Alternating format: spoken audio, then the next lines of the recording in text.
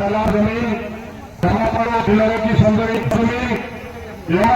की सरजमीन, सरजमीन पोठा के आज के इस इनकलाबी जो आपकी न्याय यात्रा का कारवान इंसाफ का जिस इनकलाबी अंदाज से आपने इस्तेमाल किया है, नौजवानों में बची चाहती है कि आपको मुबारकबाद दिए पहले मैं अपनी गुफ्तगू का आगाज नहीं कर सकता हूँ। दिल की गहराई से मुबारकबाद। मीरे कारवा वतने अजीज भारत में दलितों, कमजोरों, मजबूरों, नखूसों और की तमाम मजबूत दिलेर और जुर्रत पर आवाज जनाब बैरिस्टर सूदी अवैसी साहब, मैं आप तमाम कर कोठिया के बासियों को, किशनगंज हल्के के नौजवानों और गैरतमंदों को मुबारकबाद देता हूँ और शुक्रिया करता हूँ कि मेरे भाई जमाइयों को 16 अगस्त 2015 में अपना कदम रखी आपके सीमांचल में। लेकिन सबसे पहले अगर सियासी वजारत हुई और जिस सरजमीन से के असली में यहाँ से नुमाइंदा चुनकर भेजे कोठिया हुसैन का इलाका है। आप मुझे अच्छी तरह है आपकी हमद और गमगुसारी याद है मुझे, मैं जब 2019 पार्लियामेंट का इलेक्शन हार गया था, जब कोठिया का मैंने दौरा किया, मैं माओ को बिलखते हुए देखा, अपने बुजुर्गों को अफसोस करते हुए देखा और अपने नौजवानों को रोते हुए देखा। और आपके साथ आप एमपी नहीं बन सके हैं तो क्या है, आप आइए कोठिया और किशनगंज से लड़ते लड़िए, कोठिया की सरजमीन आपके साथ है।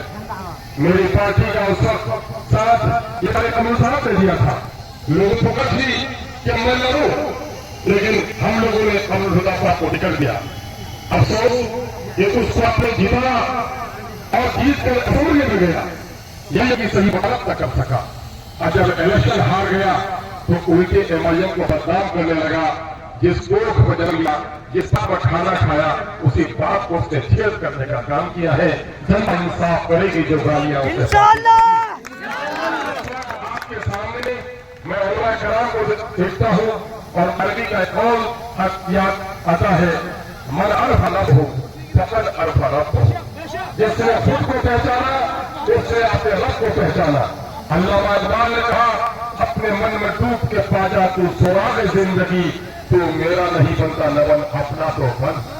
ऐसे हिमाचल के वासियों, ये कारवान इंसाफ पुकार पुकार कर आपसे कह रहा है कि इंसाफ की आवाज वही लगाता है जिस पर जुल्म हुआ हो, जिस पर ज्यादती हुई हो, जिसका मार छीना हो, जिसका घर लुटा हो, जिसकी बेटी की आबरू लुटी हो, जिसके आलिमों की दाढ़ी चुनी गई हो, जिसके आलिमों की टोपी फाड़ी गई हो, जिनकी इबादत करने को तोड़ा गया है, वही इंसाफ की तलब करता है। ये कारवान इंसाफ पुकार पुकार कर कह रहा है कि दिल्ली और पट्टे में बैठे हुए जालिमों, तुमने अगर हमारे साथ इंसाफ नहीं किया तो न करबल में, न मक्तल में, न शाह के आगे मोमिन झुकता है फकत अल्लाह के आगे। और अब जाग चुके हैं दीवाने, दुनिया को जगा के दम लेंगे, जीना है तो इज्जत से जी लेंगे, वरना जान शहादत पी लेंगे। हमारी बाप दादा की मीरास रही है, हमने जिंदगी से मोहब्बत नहीं की है, हमने मौत को गले लगाया है। जब भी जुल्म नाइंसाफी हुई है, इस मुल्क पर जब भी आफत हुई है, मेरे बाप दादा ने गरम कदा के इसे आजाद भी किया है। और मेरे बाप दादा ही थे, कान खोल कर सुनो भाजपाइयों, नफरत के सौदा करो। मैंने बार कहा है, असेंबली में भी कहा था उस दिन कि मुझको बांग्लादेशी समझ जाओ, बांग्लादेश से करीब तो मुझे बांग्लादेशी समझ जाओ। एक हफ्ता में सुनो, पाकिस्तान अपने वजूद से ही तो टुकड़ा हो गया था, पश्चिमी पाकिस्तान और पूर्वी पाकिस्तान। और अगर सीमांचल की पट्टी करवट लेती तो पूर्वी पाकिस्तान का हिस्सा बन जाती।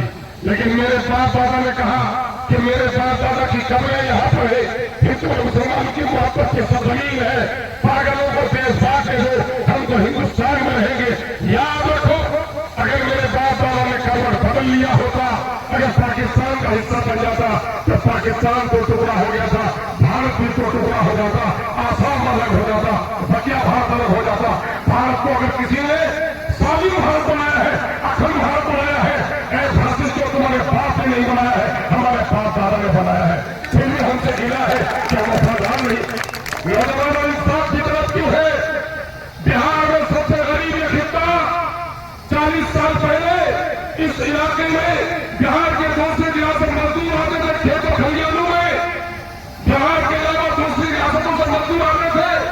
लेकिन इन 40 सालों में साइंसी तकनीकी तब्दीली आई, कारखाने हुए, दिल्ली और पटने में बैठे बड़े बेईमानों ने हमारे दर्द की आवाज नहीं सुनी। सरकारें वोट से बनती है, एमएलए इम्तियाज का नुमाइंदा होता है, जो लोग एमएलए एमपी के यहाँ से गए, सब लोगों को छोड़कर सरकार के थाली में जाकर ये उनको पकड़ चाहते लगे, अपने खानदान को आगे बढ़ाया, अपने बाल बच्चों को आगे बढ़ाया, अपने रिश्तेदारों को ठेका दिया, लेकिन सीमांचल के इंसाफ की बात नहीं कर सका। आज सीमांचल सबसे गरीब, सबसे पलायन, विकास आमदनी कम, मौत की सजा सबसे ज्यादा, बच्चा मजदूर सबसे ज्यादा। इसके लिए हमें इंसाफ चाहिए, इसी इंसाफ के लिए सड़क पर उतरे हैं। आपको इंसाफ चाहिए कि नहीं चाहिए? के खिलाफ अगर इंसाफ चाहते हो तो मुस्तहिद होना पड़ेगा। मुस्तहिद हो तो बदल सकते हो निजाम आलम को, मुनफसिर हो तो फिर मरो शोर मचाते क्यों हो। इसलिए हम मुस्तहिद होंगे। ये इत्तेहाद आपका है, हम ये इत्तेहाद इन लोगों को कहना चाहते हैं जो लोग राइस पर है, जो लोग हमारी पार्टी के उम्मीदवार बने हुए हैं, सभी लोग होशो हवास में है, सभी लोगों को अल्लाह ने अकल सलीम भी है। एक ही दुल्हन है, 50 दीवाने हैं, निकाह किसी एक ही के साथ हो सकता है, टिकट एक ही है, उम्मीदवार 10 हमारे हैं, सच्चा उम्मीदवार हमारा नहीं होगा। किसी एक को टिकट नहीं लगा तो जो साथ देगा वो सच्चा सिपाही होगा। भाई करते हैं, इसलिए मेरे भाइयों आओ, हमको तो इंसाफ की लड़ाई लड़नी है। ये है ये सेकुलर ताकतें जो हमें गुलाम बनाकर रखना चाहती है, इन कातिलों का डर दिखाती है, फासिस्टों का डर दिखाती है, बीजेपी का डर दिखाती है। यकीनन लेकिन बीजेपी मेरी दुश्मन तो है ही, हम उन्हें माफ नहीं कर सकते। लेकिन ये सेकुलर लोग कल तक हमको कहते थे कि हम बीजेपी की बी टीम है। हम लोगों ने खत दिया, हम लोगों ने गुजारिश की, अरे फकीर भी आदम दरवाजे में तबला बजाता है ताकि घर से कोई निकल कर आए। तेजस्वी जी आप कहते हो कि हम धमकाने के लिए गए थे, अरे आप तो इतना भी न हो सका कि अपना दरवाजा खोल देते और कहते कि अक्सर भाई आइए एक गिलास पानी तो पी लीजिए। एक गिलास पानी अपने दरवाजे के आदमी को पिला नहीं सके हो और बोल रहे कि ढूंढने का धमकाने गए थे। हम धमकाने नहीं गए थे, मेरे खत को दबाते नहीं पड़ा तो मैंने कहा आपकी पीलाई कमजोर हो गई है, इसलिए ढोल की आवाज से आपके कान के पड़े तरफ से आवाज पहुंचाने के लिए गए थे कि सेकुलर वोट का बंटवारा कौन कर रहा है, सेकुलर को मुस्तहिद कौन करना चाहता है, बीजेपी को हराना कौन चाहता है और बीजेपी को कौन जिताना चाहता है, ताकि बिहार के तमाम के लोगों को मालूम हो जाए। आप लोगों ने देखा शहद की कथम ने मांगा, मुनासिब मांगा, अपने हाथ से कम मांगा कि नहीं मांगा, लेकिन हमको ये देने के लिए तैयार नहीं है। 2%, 4%, 6% को ये आगे मन्नत में बैठाएंगे, उनसे समझौता करेंगे। बीजेपी ने जो कल तक उनको गले लगाएंगे और जो बीजेपी से फिर सोचती अपनी जान की बाजी खेल कर लड़ता है, मुझे वो फिरका पर नजर आता है। यकीन जानो ये मुस्लिम दुश्मनी की इंतहा है। अपने सफों में गैरत पैदा करो और अपनी ताकत पैदा करो कि अपनी बहुत भी झंडा बरदारी अब लेके रहेंगे। बहुत भी झंडा बरदारी हम लेंगे, हिस्सेदारी बहुत भी झंडा बरदारी